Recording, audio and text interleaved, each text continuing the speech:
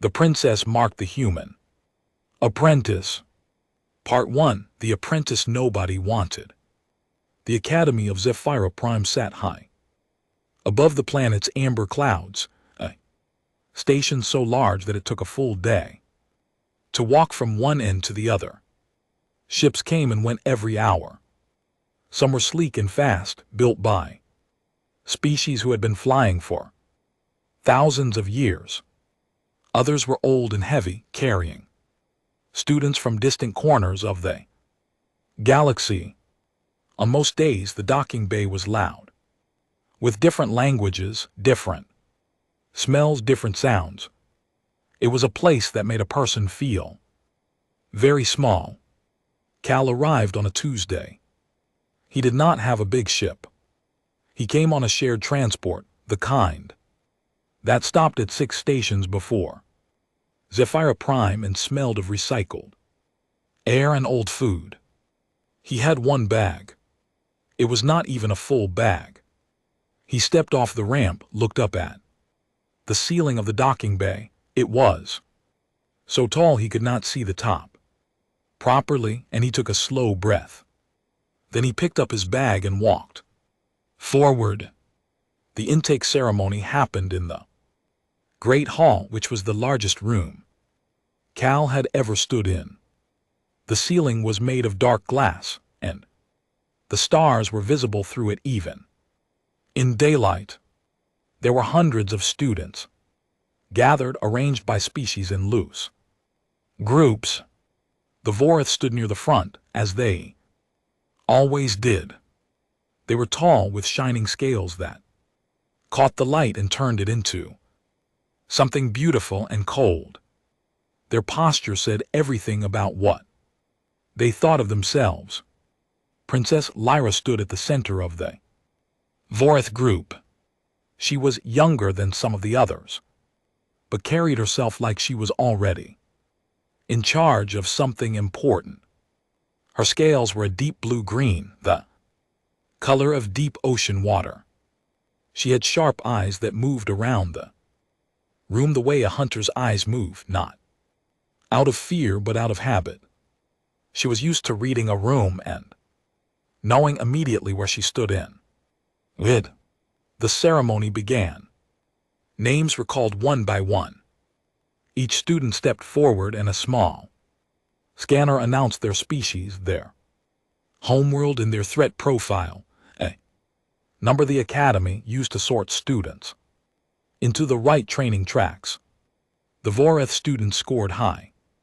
The Koreth students, four-armed and built like stone walls, scored higher.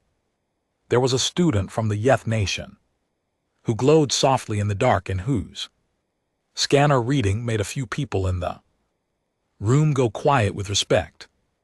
Then Cal's name was called. There was a pause. Not a long one, but long enough to feel. The scanner read him. It announced human Earth threat. Profile negligible. The words sat in the air. A few students turned to look at him. Some looked away just as quickly, the way people look away from something that does not interest them. A soft sound moved through the Voreth group, something between a laugh and a breath. Lyrith turned to the student beside her. She did not bother to lower her voice. "They sent a soft one," she said. "How generous of the humans to offer us something so fragile to look at." The student beside her made a sound of agreement. A few others nearby heard it and smiled. Cal heard it too. He was close enough. He looked at Lyrith for exactly 1 second. Then he looked back at the front of the room and waited for the ceremony to continue. His face did not change. His hands did not move. He simply stood there like a person, waiting for a bus, and when the next name was called, he let his attention shift to something else. The first week was hard. Cal knew it would be hard, so he did not act surprised. The training session started at dawn and ran until the middle of the afternoon. There were exercises in zero gravity, endurance tests, reflex assessments, strength evaluations. Cal finished near the bottom in most of them. In grip strength, he ranked below 12 different species. In the reflex test, he was somewhere in the middle. In the endurance run, a 3-hour course, through a course that changed shape as you ran it, he finished last. Instructor Vone watched all of this without expression. Vone was Koreth, with 4 arms and a face that had not smiled in what appeared to be a very long time. He marked things down on a board and said very little. When Cal finished the endurance run, breathing hard in a full 8 minutes, behind the next slowest student, Vone looked at him the way a person looks at a piece of data, not with cruelty, just with measurement. Last, Vone said. Yes, Cal said. Vone made a mark. Again tomorrow, he said, and walked away. In the evenings, the students gathered in the common hall to eat. It was a large room with long tables and food dispensers along the walls. Students sat with their own species. Mostly, though not always. Cal sat alone at the end of a table near the back. He ate slowly. He had a small notebook with him. Simple paper one, the kind that cost almost nothing. He wrote in it while he ate. A Voreth student passed his table one evening and looked down at the notebook. What are you writing? She asked, not kindly. Cal looked up. Notes, he said. She looked at him for a moment the way someone looks at a strange object they cannot quite identify. Then she walked on. She did not ask again. Lirith passed his table twice that week. The first time she did not look at him at all. The second time she paused and said, without stopping fully, you should consider returning home. This place is not built for your kind. She said it the way someone says the weather is bad, as a simple observation. Nothing more. Cal did not respond right away. He finished the line he was writing. Then he looked up and said, I'll think about it. His voice was flat and calm. Larith made a small sound and walked on. She was already thinking about something else by the time she reached her table. Cal looked back down at his notebook. He drew a small diagram, the layout of the common hall with the tables marked and the main entrances noted. He drew a small arrow near the back corridor and wrote 2 words next to it. Then he closed the notebook and finished his food. No one in the room had any idea what the 2 words said. No one had thought to look that closely. And that, in a way, was exactly the point that the princess mocked the human. Apprentice. Part 2, the thing about soft creatures. 4 months passed. The academy moved at a fast pace and did not wait for anyone to catch up. There were new courses added every few weeks: advanced navigation, diplomatic, communication, field medicine, weapons handling. Some students moved ahead quickly. Others fell behind and were quietly reassigned to less demanding programs. The academy called this redirection. Most people called it what it was. Cal was not redirected. He did not move ahead quickly either. He stayed in the middle of most things, a little below the middle in some. He kept showing up every morning before dawn. Before the official sessions began, he was already in the training corridor doing something. Sometimes it was running. Sometimes it was reading. Once a Koreth student came in early and found Cal sitting on the floor in the dark with his notebook open, writing by the light of a small lamp he had brought himself. The Korath student stared at him. Cal nodded a greeting. The Korath student left without speaking. Dara noticed Cal around the second month. She was the human faculty liaison, which was a title that sounded more important than it was. Her actual job was to make sure the Academy's single human student did not become a political problem. She had a small office near the East Wing, and she spent most of her time in meetings she was not fully invited to. She was good at being in the room without being noticed, which was a skill she had spent years developing. She watched Cal in the training sessions. When she could, she watched him finish last and then come back the next day and finish a little less last. She watched him eat alone in the common hall with his notebook. She watched him ask Instructor Vo inquire questions after class, not complaining questions, not excuse-making questions, but specific ones. Why does the pressure valve on a Class 4 ship sit behind the oxygen feed instead of beside it? What is the failure rate of the standard docking clamp in temperatures below -40? How many emergency protocols does the Academy have for a situation where the navigator is incapacitated? Vo Inquai answered each one without warmth, but also without dismissal. The questions were good questions. One afternoon, the Academy ran a crisis simulation. These were exercises built to test instinct and decision-making under pressure. The scenario was this: a crew of 12 is on a ship. The ship is disabled. The navigation system is down. There is a debris field ahead, 3 dead communication stations, and the oxygen supply is at 40% and dropping. The crew must reach a safe corridor within 2 hours or they will not make it. Lareth took command immediately. No one challenged this.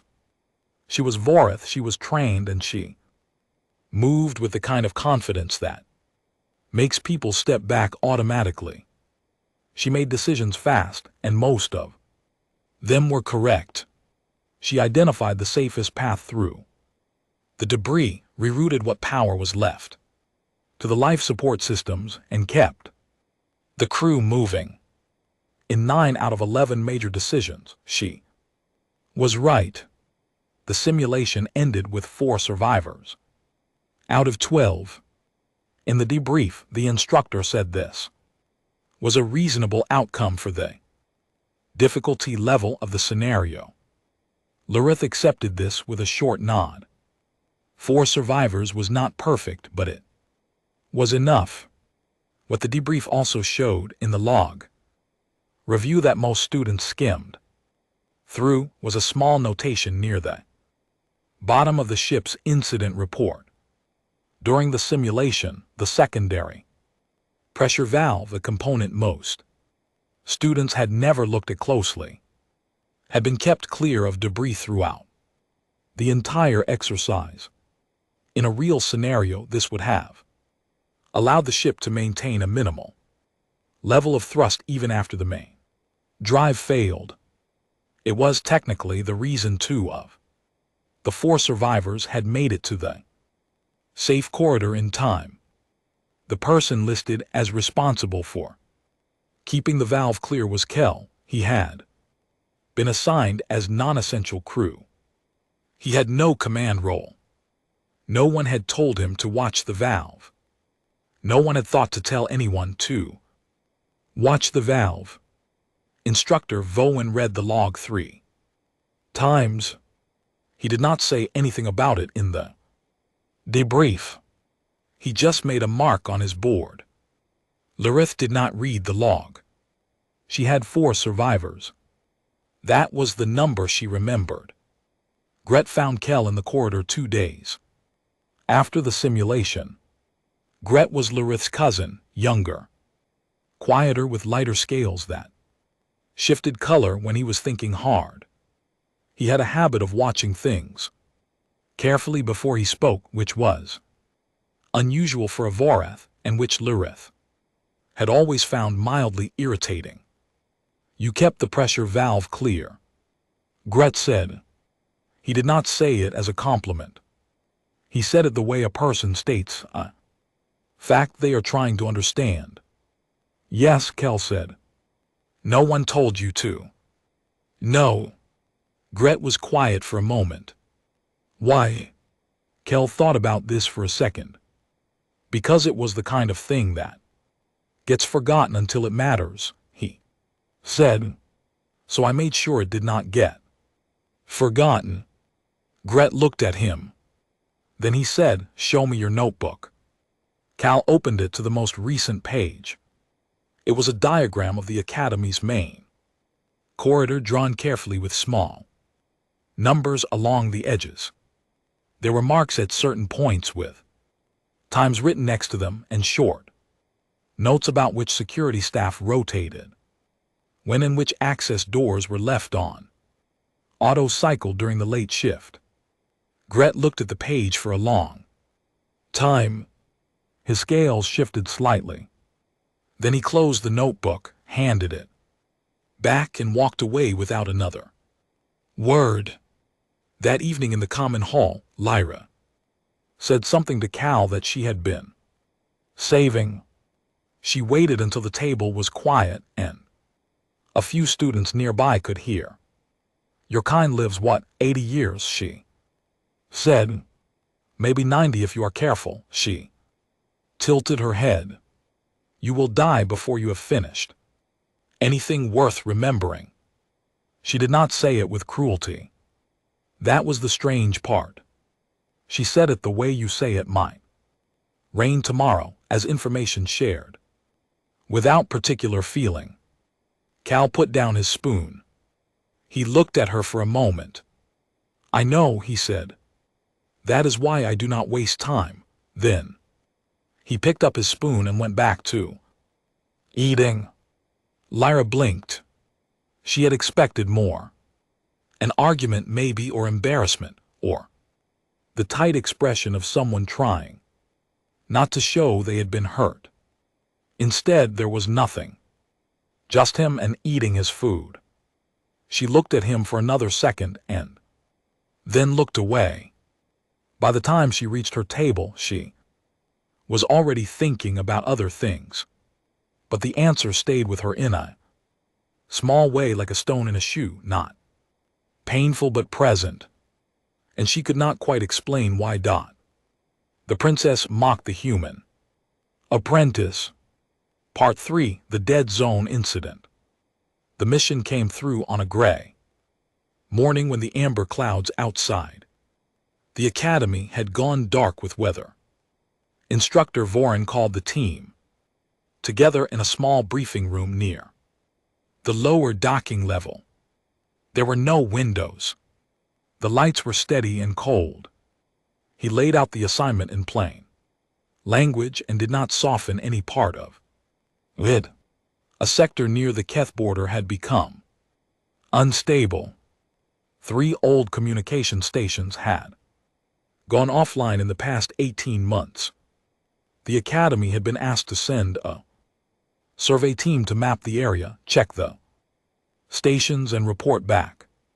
The sector was sometimes called the Dead Zone, though Vorin did not use that name. He called it Survey Grid 79. The students who had been at the academy long enough knew the other name and what it meant. 3 survey teams had gone into that region in the past 10 years. None of them had sent back a full report. Lareth led the mission. This was not a surprise. She had the highest field scores in her cohort, and Avareth had strong ties to the academy's command structure. 8 Avareth cadets came with her, along with 2 Koreth scouts, a Yeth navigator named Syl, and Cal, who was listed on the mission sheet as mission support. It was the kind of title that meant we Had to bring a human, and we did not know where else to put him. The ship was a mid-class survey vessel, functional and plain. It smelled of metal and old recycled air.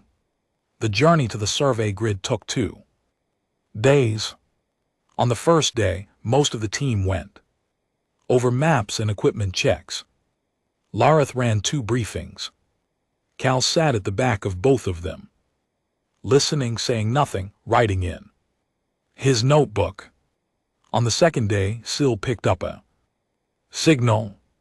She almost did not say anything at first. She checked the reading twice, then a third time with a different scanner. Then she said very quietly, "There is a marker frequency in the debris field ahead." The room went still. Sil looked up from her console. Her face was careful and controlled, the way a person's face gets when they're trying not to let fear show. "It is a Keth frequency," she said. "A passive marker. The kind they use to mark territory. 3 of the Voreth cadets went the color of old stone." One of them said something in Voreth that Cal did not catch but understood by the tone. The 2 Koreth scouts looked at each other with the particular look of people who have already made a decision and are waiting for permission to act on it. "We should go back," one of the Koreth scouts said. "Now." Immediately. Lirith looked at the scanner data.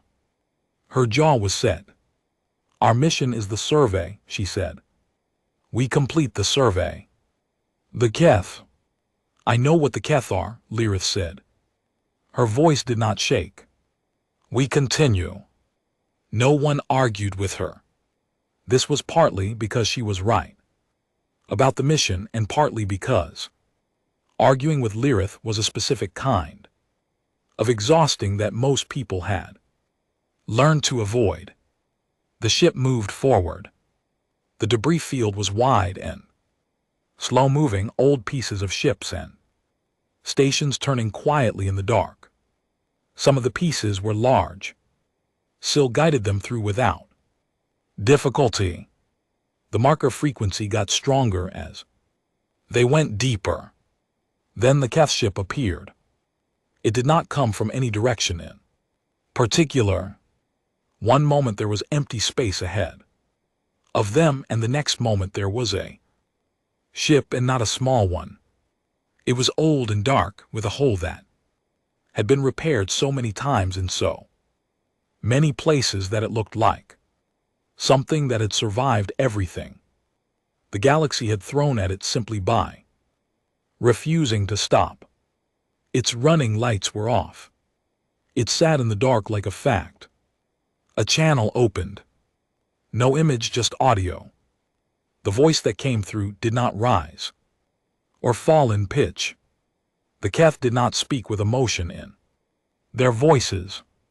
They kept emotion in their bodies, in how still they were, in how they moved.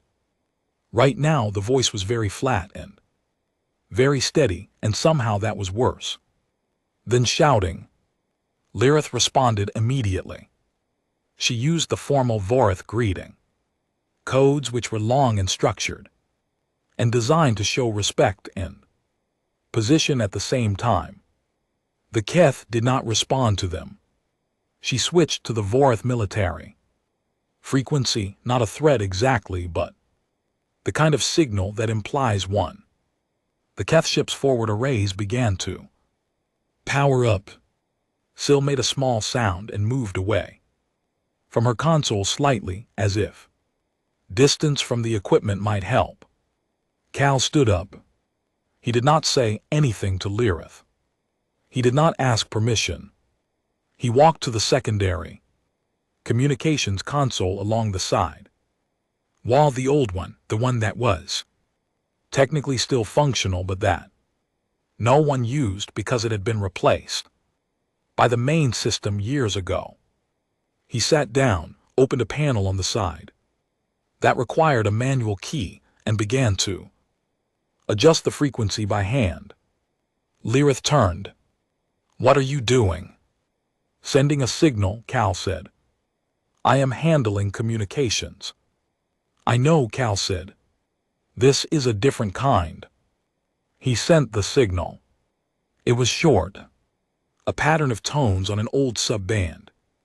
Frequency, not the kind any current system would recognize, the kind that had been in use 40 years ago and then mostly forgotten. The tones were not words, but they were not random either. They carried a shape that meant something specific to the people who knew how to read it. The Keth ship's arrays went quiet. The room held its breath. 41 seconds passed. Lirith counted them without meaning to. The Keth commander spoke again. The voice was the same flat tone, the same even pitch. But Syl made a sharp sound and put her hand over her mouth. What? Lirith said.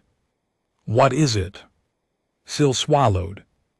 The register, she said. They changed the register, she looked at Lirith. That is the register they use for peers. They have not used it with anyone outside their own kind in I do not know how long.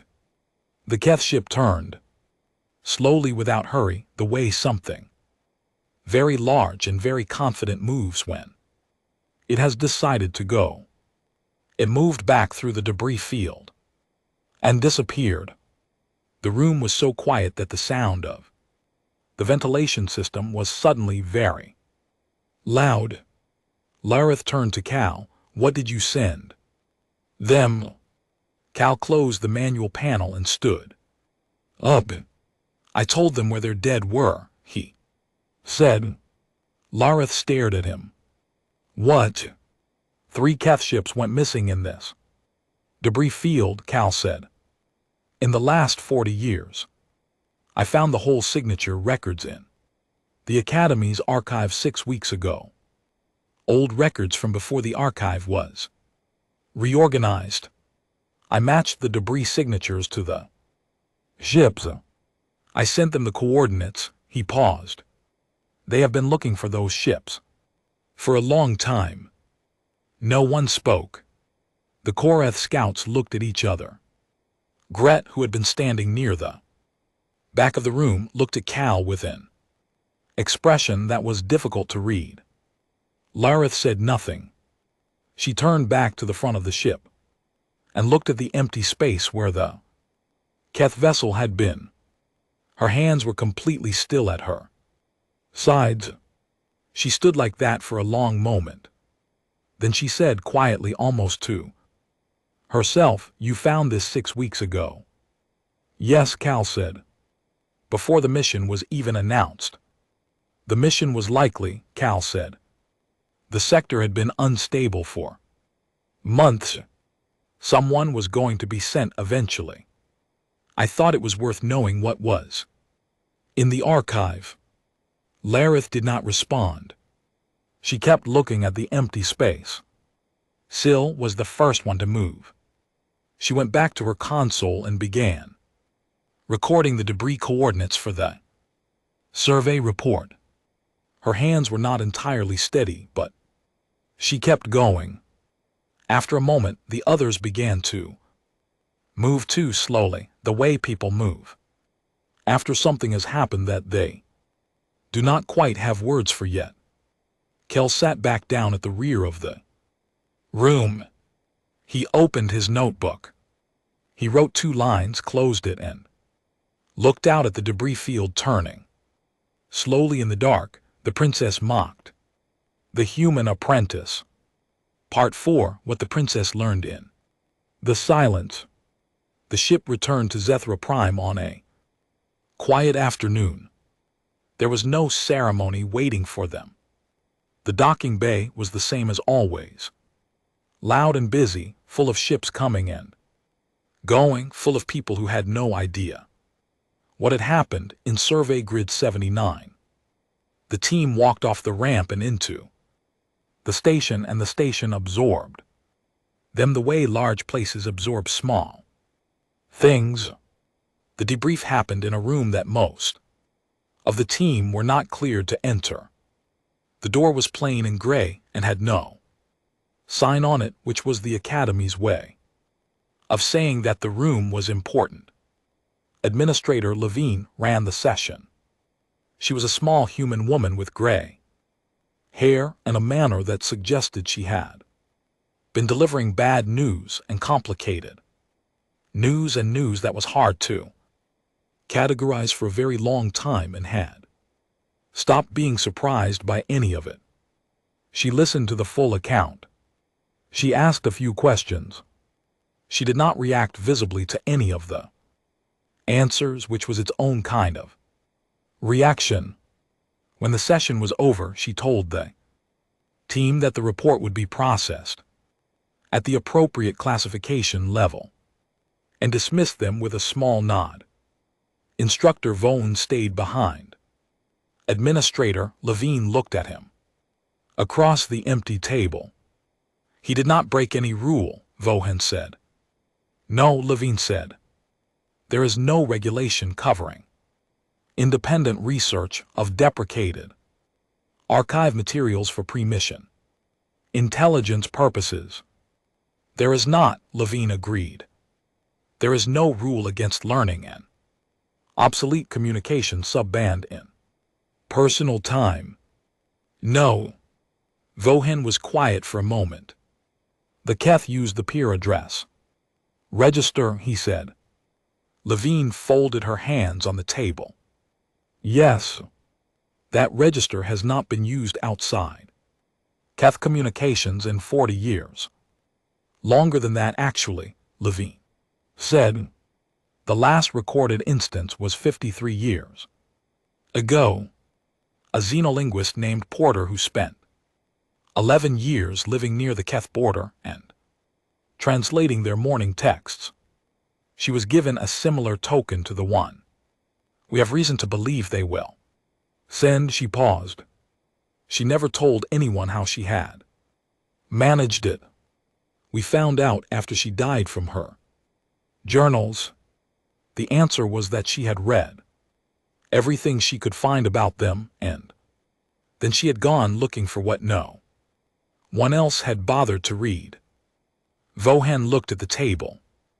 I rated his threat profile as negligible. You rated his physical threat profile, Levine said, which was accurate. Vaughn made a sound that was not quite agreement and not quite disagreement. Dara found Cal in the archive room on the third evening after their return. She had expected to find him there because she had been watching him long enough to know his habits. The archive room was on the east side of the station, down a corridor that most students ignored because the lighting was dim and the temperature was always slightly too cold. Cal was at a table in the back with 3 documents open in front of him and his notebook beside them. Dara sat down across from him. How are you? She asked. Fine, Cal said, which was not the kind of answer that meant fine, but was the kind of answer that meant I am not going to make this complicated. Dara nodded. She looked at the documents.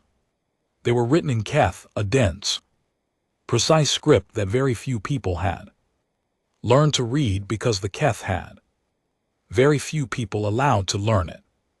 You can read those. Some of them, Cale said slowly. How long have you been learning Keth? Cale thought about it. About 8 months, he said. Dara looked at him for a moment. Before you even arrived here, I looked at the Academy's course offerings before I enrolled, Cale said. There was nothing on Keth communication or culture, so I found what I could on my own. He turned a page. The archive has about 800 documents from the Keth expansion period that have never been translated. Most of them are morning texts, records of ships and people lost, I have been working through them when I can. Dara was quiet for a while. Then she said, the academy is going to reclassify you. Full cadet status. It will be official by the end of the week. Cale looked up from the document. All right, he said. That is all you have to say. Cale thought about it. Is there a statement I need to give? Dara smiled just slightly. They would like one, yes. He was quiet for a moment.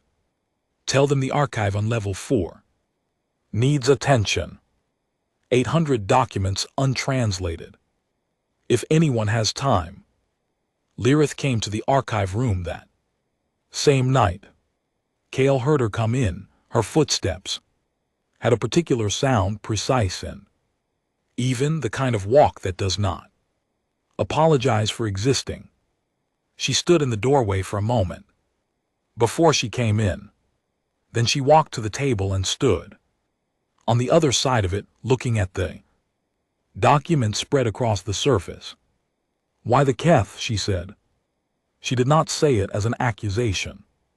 She said it as a real question, the kind of person asks when they genuinely do not understand something and have decided it matters. Cal did not look up immediately. He finished the line he was reading. Then he set the document down and looked at her. Because they were grieving, he said. And grief is a language everyone speaks, whether they know the words or not. Lyra looked at the documents. Her expression was difficult to read. The Vorlag were not people who showed their thinking easily on their faces. They were trained from a young age to keep the outside surface controlled. But something shifted in her eyes. A small movement like something adjusting to new light. She sat down. She did not say anything for a moment.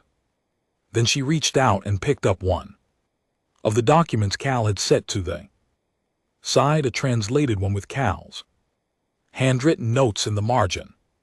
She began to read it. They sat in the archive room for almost 2 hours. They did not talk much. Cal worked through his documents. Lyra read the translated text slowly, going back over sections more than once. Once she asked Cal what a specific word meant, a Keth term that appeared several times in the morning texts, and he told her it was a word that meant something like the space a person leaves behind. She looked at the word for a long time. After he said that, when she left, she did not say goodbye. She just stood up and walked out, which was the Vorlag way of ending things that did not mean rudeness. It simply meant the moment was complete. Cal watched her go. Then he turned back to the documents. There was still a lot left to read about. The Princess and the Human Apprentice. Part 5, What the Galaxy Writes Down. A year passed. The Academy moved forward the way it always did, new students arriving, old ones moving on, the training cycles turning over like seasons. Cal finished his first full year as an official cadet. He was not at the top of his class. He was not close to the top. He scored in the middle of most assessments and a little below the middle in the ones that required physical strength or speed. He did not seem bothered by this. He showed up every day, wrote in his notebook, spent his evenings in the archive. Things had changed, though, in ways that were hard to point to exactly. The corridor outside the archive room had more traffic in it now. A few students had started coming in to read in the evenings, not because anyone told them to, but because it had become the kind of place people drifted toward when they wanted to think. Gret came sometimes. Syl came often. Even 2 of the Korath scouts had been seen there, sitting quietly with their reading, which was the kind of thing that would have been unusual a year ago. Lirith had changed in a way that was also hard to name. She was still sharp, still quick, still exactly the person she had always been. But she asked more questions now. Not in the way she used to ask questions, which was the way someone asks a question when they already know the answer and want to see if you know it too. She asked questions the way a person asks something they actually want to know.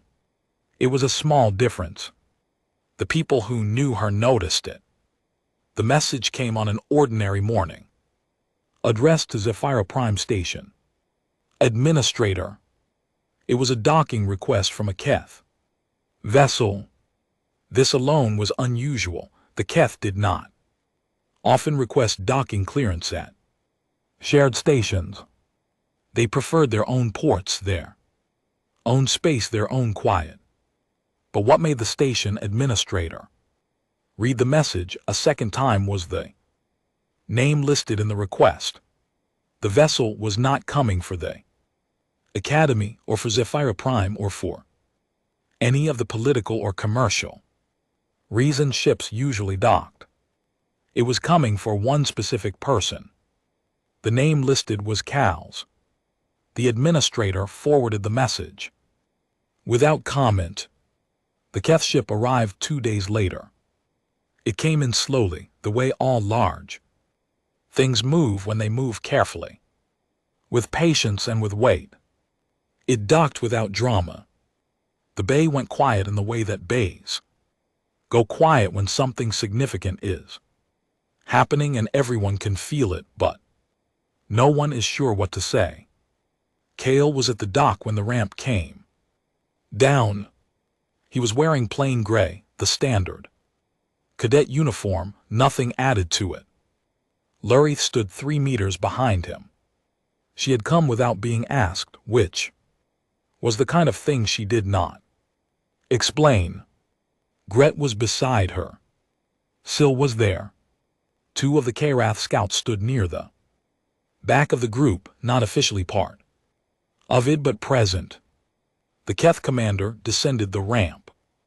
She was taller than anyone else in the bay by nearly a full meter.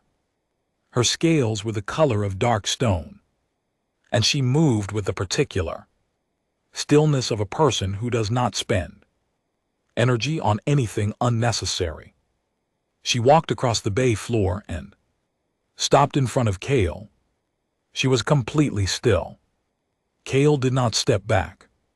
He looked at her steadily, the way he looked at most things, attentive, quiet. Without performance, the Keth commander reached into her coat and brought out a small object. It was a piece of hull metal, dark and old, with markings etched into it. Cale recognized the markings. He had spent months learning to read them.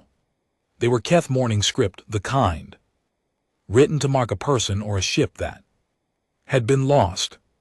This particular piece came from one of the ships whose coordinates he had found in the archive, one of the 3 vessels that had gone missing in the dead zone. Decades ago, the commander placed the piece of hull metal in Cale's hands. In Keth culture, a mourning token was not given lightly. It was given to someone trusted to carry memory, to hold it and not let it disappear. It was one of the most serious things one person could give to another. The station bay was absolutely silent. Even people who did not know exactly what the token meant understood from the silence that it meant something. The Keth commander spoke. She used the peer address register, the same one she had used the year before in the debris field. Syl, standing a few meters back, closed her eyes briefly when she heard it. Cal responded. He spoke in the old subband tones, the ones he had been learning from the archived documents over the past year. His pronunciation was not perfect. He paused in places, searching for the right shape of sound. But the register was correct and the meaning was clear, and when he finished, the Keth commander was still for a long moment. Then she made a gesture, a slow motion of both hands carried out with great care. Syl, watching, made a small sound that she covered with her hand. Later, when Lirith asked her what the gesture meant, Syl thought for a moment. It is difficult to translate exactly, she said. Something like one who walks carefully on old ground, or one who is worthy of memory. She paused. Both at the same time, maybe. The Keth commander turned and walked back up the ramp. The ship stayed docked for 2 hours and then left as quietly as it had come. The bay began to breathe again slowly. After it was gone, people started talking in low voices. 2 Academy officials who had watched from a distance were already moving toward their offices, the kind of quick walk that meant they had reports to write and did not know how to begin. Lirith found Cal on the station promenade that evening. The promenade was a long curved walkway with panels of clear material on one side open to the view of space. The stars were very clear and very still. Lirith stood beside Cal and they both looked out for a while without speaking. I said you were fragile, Lyra said. She did not apologize. The Vorlag did not apologize. But she said it the way a person says something they have been carrying for a while. You were right, Kel said. Biologically speaking. Lyra looked at him. That is not what I meant. I know, Kel said. They were quiet for another moment. Then Lyra said, what do you call it? What humans do. Kel thought about it. Not quickly. He took his time the way he took his time with most things. Paying attention, he said finally. Mostly, it is just paying attention. Lyra looked back at the stars. She did not say anything else for a while, but she stayed there, standing beside him, looking out at the same view. Kel held the whole token in one hand. It was small and heavy and cold in the way that very old metal is cold. He turned it over once, slowly feeling the edges of the morning script under his fingers. Then he put it carefully in his pocket and went back to the archive. Level 4. 800 documents. He found his place in the stack, opened his notebook to a clean page and began